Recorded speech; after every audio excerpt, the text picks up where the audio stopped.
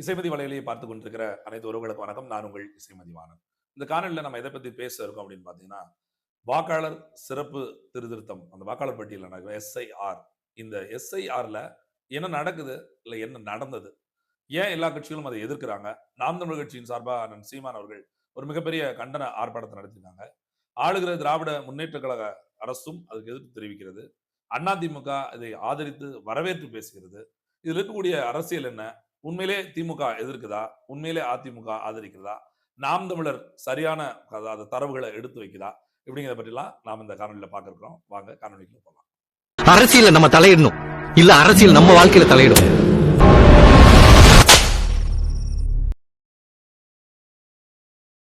SIR வாக்காளர் பட்டியலோட சிறப்பு தீவிர திருத்தம் கிட்டத்தட்ட நவம்பர் 4ல இருந்து தமிழ்நாட்டு மக்களோட வாயில அந்த வார்த்தை வர ஆரம்பிச்சு. இந்த சார் அப்படின்னா கொஞ்ச நாளைக்கு முன்னாடி பாத்தீங்கன்னா யார் அந்த சார் அப்படின்னு சொல்லிட்டு இருந்தாங்க. பெண்களை பாலியல் பலாத்காரம் பண்ணுகிற அந்த சார் யாரு, கொலை செய்ய தூண்டுகிற அந்த சார் யாரு, மாவட்டங்கள்ல லஞ்சம் வாங்குற இல்ல கொள்ளையடிக்கிற அந்த சார் யாரு அப்படின்னு பேசப்பட்டு கொண்டிருந்த ஆளுகிற அரசுக்கு எதிராக அந்த தெரியப்பட்ட அந்த சார் இப்பொழுது வேறு வடிவத்துல, அதாவது திமுக எதிர்த்து போடப்பட்ட ஸ்டார் இப்ப அதிமுக சைட்ல இருந்து சார் அப்படின்னு சொல்லி பிஜேபி கூட்டணி இருக்கா, பிஜேபி அங்க இருந்து இது வந்து தேர்தல் ஆணையத்தின் மூலமாக இந்த சார் அறிவிக்கப்பட்டிருக்கிறது. இந்த சார் அப்படின்னா என்ன அப்படின்னு பார்த்தா, வாக்காளர் பட்டியல அதாவது கொஞ்சம் ஆண்டுகளுக்கு குறைச்சு குறைச்சு நம்ம பண்றோம் அப்படின்னு அவங்க சொல்றாங்க. 2004ல இது நடந்தது. இப்போ 2025ல மறுபடியும் நடக்குது. இந்த வாக்காளர் பட்டியலோட சிறப்பு தீவிர திருத்தம். இது தமிழ்நாட்டுல மட்டும்தான் நடக்குதா அப்படின்னா இல்ல. தமிழ்நாட்டுல மட்டும் இல்ல. தமிழ்நாடு உட்பட 9 மாநிலங்களிலும், பாண்டிச்சேரி உட்பட 3 யூனியன் பிரதேசங்கள்ல நடக்குது. இப்போ இந்த சூழல், அதாவது நவம்பர் 4ல இருந்து டிசம்பர் 4. இதற்கு முன்னாடி பாத்தீங்கன்னா பீகார் தேர்தலோட முடிவுகள்லாம் வந்துருச்சு. அந்த பீகார் தேர்தலுக்கு முன்னாடியும் இந்த எஸ்ஐஆர் அப்படிங்கிற அந்த கணக்கெடுப்பு அங்கே நடைபெற்றது.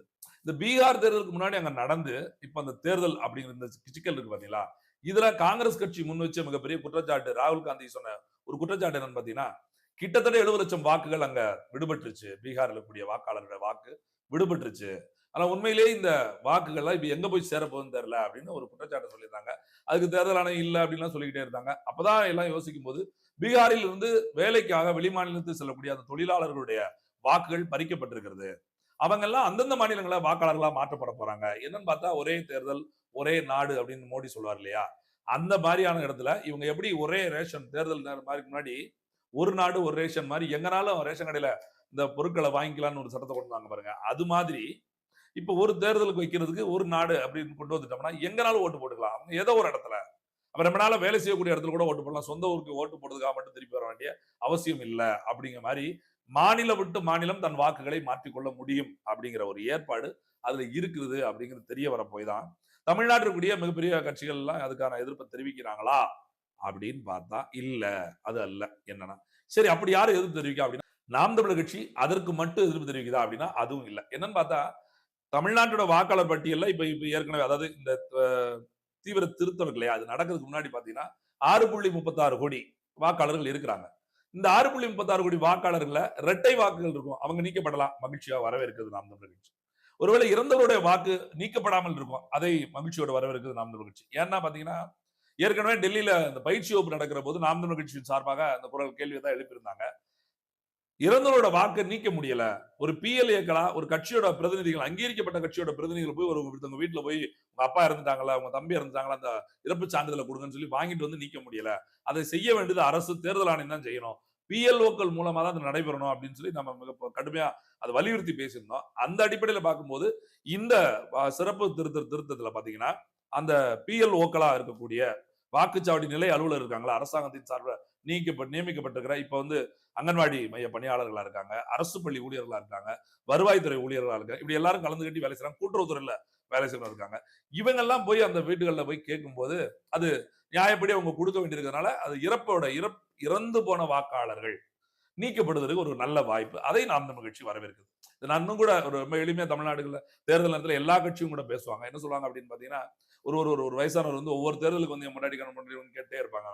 ஒரு முறை என் வாக்கு எங்கப்பா இங்கேயே இருக்கு அப்படின்னு அவர் கேட்கிற போது காவல்துறை வந்து சீக்கிரம் ஓட்டு போட்டுனா அவர் கிளம்புங்க, இங்கேயே நிக்க கூடாது அப்படின்னு சொன்ன போது, இல்ல என் மனைவி வாக்கு செலுத்த வருவாங்க, நான் பார்த்துட்டு போகணும் அப்படின்னு சொல்லி சொல்லுவாரு. அப்ப வியப்பா இருக்கும் காவல்துறைக்கு. மனைவியை வீட்டுல சந்திக்காம அதனால ஓட்டு போடுறதுல வந்து தேடிட்டு இருக்கீங்க அப்படின்னு சொல்லி அவர் கேட்கும்போது அவர் சொல்றாரு, என் மனைவி இருந்து 15 வருஷம் ஆச்சு. ஆனா வீட்டுக்கு இப்ப வர்றதில்ல. ஏன்னா இறந்தவங்க எப்படி வீட்டுக்கு வருவாங்க? இது நமக்கு வியப்பு தான். ஆனா வீட்டுக்கு வர்றதில்ல. ஆனால் அவர் ஏன் வீட்டுக்கு வர்றதில்லன்னு சொல்றாரு அப்படின்னு பார்த்தா, வருஷம் அதாவது 3 ஆண்டுக்கு ஒரு பாராளுமன்றத்துல, 2 வருஷத்துல சட்டமன்றத்துல, 5 வருஷத்துல 2 தேர்தல் நடக்கல. இந்த 2 தேர்தலுக்கு வாக்கு செலுத்த வந்துடுறா என் பொண்டாட்டி அப்படின்னு சொல்லி அவர் சொல்றாரு. எப்படி? இறந்து போன தன் மனைவியின் வாக்கு செலுத்தப்படுகிறது. மனைவி வந்து செலுத்தல. இறந்தவனோட வாக்கு கள்ள வாக்காக செலுத்தப்படுகிறது என்பது அவர் சிம்பாலிக்கா இதை விட பிரியும்படி அவர் சொல்ல முடியாது அப்படிங்கிறனால இந்த கதை எல்லோருடைய தேர்தல் மேடைகளிலும் பேசப்படும். அப்படி இறந்த வாக்குகளை நீக்க முடியாமல் இருப்பது, அந்த இறந்த வாக்குகள் போலியாக பதிவு செய்யப்பட்டதெல்லாம் இருக்கு இல்லையா, அது நீக்குதான். அதே போல இரட்டை வாக்கள் இங்கே ஒரு இடத்துல இல்ல அங்க ஒரு இடத்துல ஒரே பூத்துக்குள்ள 2 இப்படி எல்லாம் இருக்கு இல்லையா, அதை நீக்குவதற்கு இது உதவும் அப்படிங்கும் போது இதுல எந்த சிக்கலும் கிடையாது. ஆனால் பிற மாநிலத்தவர்கள், குறிப்பாக பீகார்ல இருந்து தமிழ்நாட்டுக்கு வேலைக்கு வந்தவர்கள் கிட்டத்தட்ட பாத்தீங்கன்னா, ஏன்னா 1 2 சொல்ல முடியாது. திருப்பூர், கோயம்புத்தூர்ல மட்டும் 7 லட்சம் பேர் இருக்காங்க. தமிழ்நாடு முழுக்க எத்தனை லட்சம் பேர் இருப்பாங்க நினைச்சு பாருங்க. நீக்கப்பட்ட 7 லட்சம் பேர் 40 லட்சம் பேர் இங்கேயே இருக்க வாய்ப்பு இருக்கு. இன்னும் மற்ற மாநில தொழிலாளர்கள் கணக்கு போட்டு பார்த்தீங்கன்னா 1 கோடி பேர் வந்துருவாங்க. இந்த வாக்குகள் எல்லாம் தமிழ்நாட்டுக்குள் இணைத்தால் இவர்கள் தங்களுடைய ஆளுமையை கொண்டு வந்தா இங்க யார் நாட்டை ஆளுவதுங்கிற கேள்வி சிக்கலாகுமா ஆகாதா அப்படிங்கிறத நாம் தமிழர் கட்சி இந்த இடத்துல மிகப்பெரிய அளவுல முன்வைக்குது. அதைத்தான் அண்ணன் சீமான் அவர்களும் நடந்த ஆர்ப்பாட்டத்துல எழுப்பி வச்சிருக்காங்க. அதை தாண்டி அவங்க ஒரு கருத்து அண்ணன் சீமான் என்ன சொல்றாங்க அப்படின்னு பார்த்தா, முன்னாடி எல்லாம் பாத்தீங்கன்னா வாக்காளர்கள் எல்லாம் சேர்ந்து தலைவர்களை தேர்ந்தெடுப்பாங்க. வெற்றி பெற்ற சட்டமன்ற, மாமன்ற, பாராளுமன்ற அப்படி முதலமைச்சர் அப்படி தேர்ந்தெடுப்பாங்க. இப்ப அப்படி இல்லை. இந்த எஸ்ஐஆரின் மூலமாக இந்த வாக்காளர் பட்டியலோட சிறப்பு தீவிர திருத்தம் மூலமாக பாரதிய ஜனதா கட்சி என்ன கொண்டு வந்தோம்னா, தலைவர்கள் எல்லாம் சேர்ந்து எப்படி பொறுப்பாளர்களாக கூட தலைவர்கள் எல்லாம் சேர்ந்து வாக்காளர்களை தேர்வு செய்யறாங்க. யாருக்கு ஓட்டு இருக்கணும், யாருக்கு ஓட்டு இருக்க கூடாது அப்படின்னு சொல்றாங்க. இந்த கேள்வி கொஞ்சம் வியப்பா தான் தெரியும். எப்பயுமே பாத்தீங்கன்னா தமிழ்நாட்டுல எந்த அரசியல்வாதியும் பேசாத கருத்து. தமிழ்நாட்டுல நாம் தமிழர் கட்சிக்குள்ளே எல்லா பேச்சாளரும் சிந்திக்காத சிந்தனை, எல்லா பொறுப்பாளர்களும் சிந்திக்காத கோணத்துல சிந்திச்சு பேசக்கூடிய ஒரு தலைவரா அண்ணன் சீமான் பார்க்கப்படுகிறார். அதனாலதான் பத்திரிகையாளரை எவ்வளவு நேரம் சந்திப்பாரு. மத்தவரை சந்திக்கிறதுக்கே திணறுவான். பத்திரிகையாளர் எப்படி எதிர்கொள்றது அப்படின்னு திணறுவாங்க. ஆனா சீமான் அவர்கள் ஒரு நாளைக்கு எத்தனை நேரம் பத்திரிகையாளர் சந்திச்சதுனால அவங்க சந்திச்சு பேசிக்கிட்டே இருப்பாங்க. ஏன்னா அவர்கிட்ட தைரியம் இருக்குது, நேர்மை இருக்குது, சொந்த கருத்து இருக்குது. இந்த மண்ணுக்கு மக்களுக்கும் அரசியலை செய்ய வேண்டும் என்கிற அந்த தேவை இருக்கிறதுனால அதுல சரியா நடந்துக்கிறார். அப்ப அவர் அந்த வார்த்தை சொல்றது, வாக்காளர்கள் சேர்ந்து தலைவர்களை தேர்ந்தெடுத்த காலம் போய் தலைவர்கள் சேர்ந்து வாக்காளர்களை தேர்ந்தெடு. அப்ப இது எப்படி சாத்தியதுன்னு இப்படி சொல்றாரு சீமானு, இது எப்படிங்க அப்படின்னு கேட்டா அது அங்கதான் சிக்கலே வருது. என்னன்னா இந்த எஸ்ஐஆர் வாக்காளர் பட்டியலோட சிறப்பு தீவிரத்தை நடக்கும் போது பாத்தீங்கன்னா எல்லாருக்கும் ஒரு படிவம் கொடுக்குறாங்க. 2 படிவம் கொடுக்குறாங்க. அது 1+1 அதை விட்டுருவோம். ஒரு படிவம் கொடுக்குறாங்க. அந்த படிவத்துல தங்களை பேர்களை எல்லாத்தையும் நிரப்பிட்டு அந்த நிரப்பரோட யார் பயனாளி அந்த வாக்காளர் இருப்பார் இல்லையா, அவங்களோட அப்பா அம்மாவோட 2002 காலகட்டத்தில் வாக்காளர் பட்டியல என்ன இடத்துல இருந்தாங்கன்னு பதிவு பண்ண வேண்டியிருக்கு. அப்படி ஒருவேளை இல்லாமல் போனா இல்லன்னு போட வேண்டியிருக்கு, இறந்துட்டாங்கன்னா இறந்துட்டான்னு போட வேண்டியிருக்கு, இருந்தா இருந்ததை தூக்கி போட வேண்டியிருக்கு. இப்படியான செயல்பாடுகளை செய்ய வேண்டியிருக்கு. எடுத்து அதை கையெழுத்துட்டு ஒரு படிவம் வாங்கிட்டு கையில் தொட்டு அக்னாலஜ்மெண்ட்டை அந்த அலுவலர்கிட்ட கொடுத்துட்டு பிஎல் ஓட்டை கொடுத்துட்டு BL1 மூலமா அந்த BL2 இந்த வாக்காளர்கள் பெற்றுக்கொள்ள வேண்டும். BL2 கட்சிக்காரர்ல வர்றவங்க பொது வாக்காளர்கள் பெற்றுக்கொள்ளணும் அப்படிங்கிறார். ஒருவேளை கல்லூரிக்கு போன இல்ல ஊரை விட்டு வேற ஊருக்கு வெளியே இருக்கிற அவர்கள் தொலைபேசி எடுக்காமலோ, இப்ப அங்கன்வாடி பணியாளர்கள் தொலைபேசி அடிக்கிறாங்க, அவங்க எடுக்கல, அவங்களுக்கான உறவினர்கள் யாரும் இல்லை, இதை நான் வாங்க முடியாது அப்படின்னு சொல்லிட்டா அந்த டிசம்பர் 5 தேதி தாண்டிடுச்சுன்னா அந்த வாக்காளருடைய வாக்கு பறிக்கப்படும். இப்பதான் சந்தேகம் வருது. என்ன சந்தேகம் வருது அப்படின்னு பாத்தீங்கன்னா, இந்த மாதிரி நிரப்பப்படாத வாக்காளர்கள், பதிவு செய்யாத புதுசா நிரப்புற மாதிரி படிவம் கொடுக்குறாங்க பாத்தீங்களா, இந்த நிரப்பப்படாத வாக்காளர்கள் இப்படி விட்டுட்டு போயிட்டா அவங்கள வாக்குரிமை பறி போயிடுச்சுன்னா கிட்டத்தட்ட 1 கோடி வாக்காளரோட வாக்குரிமை பறித்து போய்விடும் என்று ஒரு அதிர்ச்சிகரமான ஒரு செய்தியை குண்டத்துக்கு போட்டான்னு சொல்லுவாங்களா, அந்த மாதிரி ஒரு உண்மை செய்தியை, அதிர்ச்சிகரமான செய்தியை நாம கண்டுகொள்ள நாம கண்ணை மறைச்சு வேலை செஞ்சோம்னு சொல்லுவோம்ல, அப்படி மறைக்கப்பட்ட செய்தியை அண்ணன் சீமான் அவர்கள் நேற்றைய ஆர்ப்பாட்டத்துல பொதுவெளியில போட்டிருக்காங்க. அதே கருத்தை தான் இது சாத்தியமா, சரியா, அண்ணன் சீமான் சொல்றது உண்மையா அப்படின்னு பார்த்தா இது உண்மைதான் அப்படின்னு சொல்லி அதிமுகவோட மாநில தலைவர் பொறுப்புல இருக்கக்கூடிய அமைப்பு செயலாளர் கூடிய முன்னாள் அமைச்சர் திண்டுக்கல் சீனிவாசன் ஒரு கருத்து சொல்லிருக்காரு. அவர் என்ன சொல்றாரு பார்த்தீங்கன்னா, திண்டுக்கல் அதிமுக வந்து பிஜேபியோட கூட்டணியில உட்கார்ந்துருக்கு. சோ இந்த எஸ்ஐஆர் இந்த வாக்காளர் பட்டியல் சிறப்பு தீவிரத்தை வந்து அதிமுக வரவேற்கிறது, நாம் தமிழர் எதிர்க்கிறது, அதிமுக வரவேற்கிறது. இந்த வரவேற்கிற அதிமுக திண்டுக்கல் சீனிவாசன் என்ன சொல்றாருன்னு பாத்தீங்கன்னா, எஸ்ஐஆர் இது நம்ம கட்டாயம் வேணும். ஏன் வேணும் அப்படின்னு பார்த்தா, பீகார் தேர்தல் நடந்து பாத்தீங்களா, இந்த எஸ்ஐஆர் மூலமாகத்தான் பீகார் தேர்தலில் பிஜேபி கூட்டணி ஜெயிச்சிருக்கு. கிட்டத்தட்ட தமிழ்நாட்டிலும் இந்த கூட்டணி இந்த தேர்தலை பயன்படுத்தி அதிமுக கூட்டணி வெற்றி பெறும். முதலமைச்சராக எடப்பாடி வருவாரு. 1 கோடி வாக்குகளாவது இந்த எஸ்ஐஆர் திட்டத்தின் மூலமா நீக்கப்படும் அப்படின்னு சொல்லியிருக்காங்க. நான் என்ன கேட்கிறேன், 1 கோடி வாக்கு இல்ல, 1 லட்சம் வாக்கு இல்ல, எப்படி நீக்கப்படும்? இரட்டை வாக்குகளா, இறந்து போன வாக்காளர்களா, அப்படி நீக்கப்படுவீங்களா? பொதுவா 1 லட்சம் பேர் நீக்குவானா? இப்ப நமக்கு சந்தேகம் வருது. பதிவு செய்யப்படாத எல்லாரும் வாக்காளர்கள் இல்ல அப்படின்னு கொண்டு வந்துட்டா நிலைமை என்ன ஆகும்? இந்த 1 மாச கால அவகாசம் எடுத்து அங்கன்வாடி பணியாளர்களால, ஆசிரியர் பெருமக்களால, வருவாய்த்துறை அதிகாரிகளால இதை செய்ய முடியலன்னா, ஒரு சாதாரண பிஎல்ஏ, பிஎட் செஞ்சு முடிப்பாங்க அப்படின்னு நம்ம எப்படி ஏத்துக்கிறது? அப்ப சிந்திக்க வேண்டிய அவசியம் இருக்கிறது. இந்த வாக்குகள் பறிக்கப்படும். இது ஏதோ ஒரு கட்சிக்கு ஒரு சுயநலமா ஆக்கப்படுவதற்கான வாய்ப்பு இருக்கிறது அப்படிங்கிறது தான் இதுல இருக்கக்கூடிய மிகப்பெரிய குற்றச்சாட்டு. இத வந்து உண்மைதான், இது வழிமொழிதான் அப்படிங்கிற மாதிரி திண்டுக்கல் சீனிவாசனோட கூற்று அமைஞ்சிருச்சு. எஸ்ஆர் மூலமா தான் பீகார்ல ஜெயிச்சாங்க. இப்ப இங்கேயும் ஜெயிக்க போறாங்க. எடப்பாடி ஜெயிப்பாரு. கிட்டத்தட்ட 1 கோடி ஓட்டு வந்து காணாம போகுது அப்படின்னு. அப்ப அண்ணன் சீமான் 1 கோடி ஓட்டு காணாம போறதுக்கான ரீசன், இவர் அந்த ரீசனை மறைமுகமா சொல்லி இவர் ஒத்துக்கிறார் அப்படிங்கிறது தெரியுது. சரி, திமுகவோட நிலைப்பாடு இதுல எப்படி இருக்கு அப்படின்னு பார்த்தா, அதுவும் இந்த எஸ்ஐஆர் வாக்காளர் பட்டியல் திறப்பு திருத்தத்தை எதிர்க்கிறது. சரி, எதிர்க்கிறது எப்படி? அதான் கேள்வி. இந்த ஒளிய தெரியாதவன் தலையாரி வீட்டுக்குள்ள விழுந்த மாதிரி மம்தா பானர்ஜி பாத்தீங்கன்னா மேற்கு வங்காளத்துல இந்த எஸ்ஐஆர் எதிர்க்கிறாங்க. எதிர்க்கிறவங்க அவங்க எதிர்ப்பை எப்படி தெரிவிக்கிறாங்கன்னா, மக்களை கூட்டிட்டு பேரணி போறாங்க. தன் ஆட்சியில நம்ம மக்களை கூட்டி பேரணி போறாங்க. ஆனா ஆட்சியில் இருக்கிற திமுக இதை எதிர்க்கிறது என்பது போர்வையில எஸ்ஐஆரை ஆதரிக்குதோ அப்படிங்கிற ஒரு சந்தேகம் நமக்குள்ள எழுகிறது. என்ன காரணம் அப்படின்னு பாத்தீங்கன்னா, எஸ்ஐஆர்ல வந்து மாநிலம் முழுக்க ஈடுபடுத்தப்பட்டுள்ள பொறுப்பாளர் எல்லாரும், இந்த அரசு ஊழியர்கள் எல்லாம், அங்கன்வாடி பணியாளர்கள், மருத்துவ பணியாளர்கள், கூட்டுறவு பணியாளர்கள், ஆசிரியர் பெருமக்கள் எல்லாம் யாரு அப்படின்னு பார்த்தா தமிழ்நாடு அரசோட ஊழியர்கள். நல்லா சிந்திச்சு பாருங்க. அவங்க தேர்தல் ஆணையத்துக்காக வேலை செய்யறாங்க அப்படின்னு எடுத்துக்கிட்டா கூட, இந்த அரசாங்கம் அந்த எஸ்ஐஆர் பணி எதிர்ப்பதனால இவங்களெல்லாம் ஒரு ஸ்ட்ரைக் அடிக்க முடியுமா முடியாதா அப்படின்னு பார்த்தா, ஸ்ட்ரைக் அடிச்சால் நாங்கள் என்ன செய்வோம் அப்படின்னு அவங்க வந்து நிக்கிறதுனால, நான் வேற ஒண்ணுமே பண்ண முடியலன்னு சொல்லிக்கிட்டு திமுக எஸ்ஐஆரை ஆதரிப்பது போல ஒரு நாடகத்தை அரங்கேற்றிக் கொண்டிருக்கிறார். எதிர்ப்பது போல ஒரு நாடகத்தை அரங்கேற்றி அது உண்மையிலேயே ஆதரிக்கிறது. ஏன்னா இன்னைக்கு கணக்கெடுக்குது யாரு? திமுக நியமிக்கப்பட்ட அரசால் நியமிக்கப்பட்ட பிஎல்ஓக்கள் தானே கணக்கெடுக்கிறாங்க. நீங்க அந்த பிஎல்ஓக்களை கேன்சல் பண்ணிட்டு இப்படி ஒண்ணே கிடையாது, பிஎல்ஓக்கள் நான் பின்னாடி அறிவிப்போம்னு சொல்லிட்டு அதை எதிர்த்து முடிவதற்கு வேலை பார்த்துக்கலாமே. திமுக நினைச்சிருந்தா செய்ய முடியுமா? முடியாது. ஆனா செய்யல அப்படின்னா ஒரு சந்தேகம் வருது. ஆனா அதே நேரத்துல திமுகவோட சட்டத்துறையோட மாநில பொறுப்பாளர் இருக்கக்கூடிய என்ஆர் இளங்கோ அவர்கள் என்ன சொல்றாங்க அப்படின்னு பார்த்தா, இது எஸ்ஐஆர் என்பது ஒரு தவறானது. அதே கருத்தை தான் வந்து பாரதி, ஆர்.எஸ். பாரதின்னு சொல்றாங்க. திமுகவோட ஆர்.எஸ். பாரதி என்ன சொல்றாங்க, நாங்க நீண்ட நாட்களாவே இந்த வாக்காளர் பட்டியல் சீர்திருத்தம் பண்ணக்கூடாதுன்னு சொல்லிட்டு இருக்கோம். இது வந்து மக்களுக்கோட வாக்குரிமை பறிக்கக்கூடியதா மாறிடும் அப்படின்னு சொல்லி அவரும் ஒரு கருத்தை எப்போ எங்க தலைவர்கள் சொல்லிக்கிட்டே இருக்காங்க. 2004ல இருந்து சொல்றேன். ஏன்னா 2004ல ஏற்கனவே ஒரு முறை நடந்திருக்கல. நாங்க அப்ப இருந்து சொல்லிக்கிட்டே வரோம். அதை மீறி மீறி பிஜேபி செயல்படுத்து அப்படிங்கிற. அப்ப இருந்து சொல்லிக்கிட்டே வர்றாங்க. அது எதிர்ப்பு தான் தெரிவிக்கிறோம். நீங்க மாநில அரசா இருக்கு திமுக அப்படின்னா எங்கள் பணியாளர்களை வேலை கூட மாட்டேன்னு சொல்லியிருக்கணும்ல. ஐயோ, பணியாளர்கள் வேலைக்கு, ஆமா, பணியாளர்களை எதிர்ப்பு தெரிவிக்காங்களே. பணியாளர் எதிர்ப்பு தெரிவிச்சதுக்கு தலைமை நிலைய செயலாளர் கூடிய ஒருத்தர் சொல்லியிருக்காரு, நீங்க லீவ் போட்டீங்கன்னா உங்களுக்கு சம்பளம் கிடையாதுன்னு சொல்லியிருக்காங்களே. இங்கிட்டு இது எப்படின்னா, இந்த ஏணி சின்னத்துல ஒரு குத்து, தென்னை மரத்துல ஒரு குத்து மாதிரி பிஜேபி கொண்டு வந்த இந்த புதிய வாக்காளர் பட்டியல் சிறப்பு திருத்தத்தை நான் எதிர்க்கிறேன் அப்படின்னு சொல்லிட்டு இங்கிட்டு வந்து நிக்கிறவங்ககிட்ட நாங்க உங்களுக்கு வந்து நாங்க சரியா அதை செஞ்சு கொடுத்துருவோம் அப்படின்னு சொல்லி, இல்ல வேலை செய்யாதவங்களை நான் உனக்கு சம்பளம் கொடுக்க மாட்டேன் அப்படின்னு மிரட்டுறாங்கன்னா, இந்த நிலைப்பாடு இரட்டை நிலைப்பாடா இல்லையா? நீங்க யோசிச்சு பாருங்க. அண்ணன் சீமான் கேக்குறாங்கல்ல, 1 கோடி வாக்குகள் இது விடுவதற்கான காரணம் இருக்குது. இது எப்படி நீங்க சொல்ல முடியுது? ஏன் சொல்ல முடியுது அப்படின்னு கேக்குறாங்கல்ல. வாக்காளர்கள் தங்களோட உரிமையை இழந்து போயிடுவாங்க. உரிமை இழந்துட்டா அதுக்கப்புறம் நான் இது இன்னும் சொல்லப்போனா அப்படியெல்லாம் ஒரு சூழல் வந்தா நான் தேர்தலே வேண்டாம்னு களை இறங்கி வந்து நிப்பேன் அப்படின்னு ஒரு வார்த்தையை கூட ஒரு எதிர்க்கட்சியா இருந்து பேசுறாங்கல்ல. ஆளுங்கட்சியா இருக்க திமுகவை வலிமையா, வன்மையா இந்த ஆளுங்கட்சியை கண்டிக்க முடியல. பிஜேபியோட அந்த திட்டத்தை, எஸ்ஐஆர் திட்டத்தை செயல்படுத்த விட மாட்டோம் அப்படின்னு ஏன் சொல்ல முடியல? அப்படின்னா அங்கிட்டும் நல்லா இங்கிட்டும் 2 பக்கமும் ஒண்ணும் இல்லாம, ஏன்னா கூட்டணி, இவர்கள் வைக்கிற கூட்டணி என்பதே கொள்கை கூட்டணி கிடையாது, தேர்தல் கூட்டணி. அந்தந்த நேரத்துக்கு இடையில என்னவோ அதை பத்தி பேசிக்கிறோம் அப்படின்னு சொல்லி சொன்னதே இந்த அமைச்சர்கள் தான்.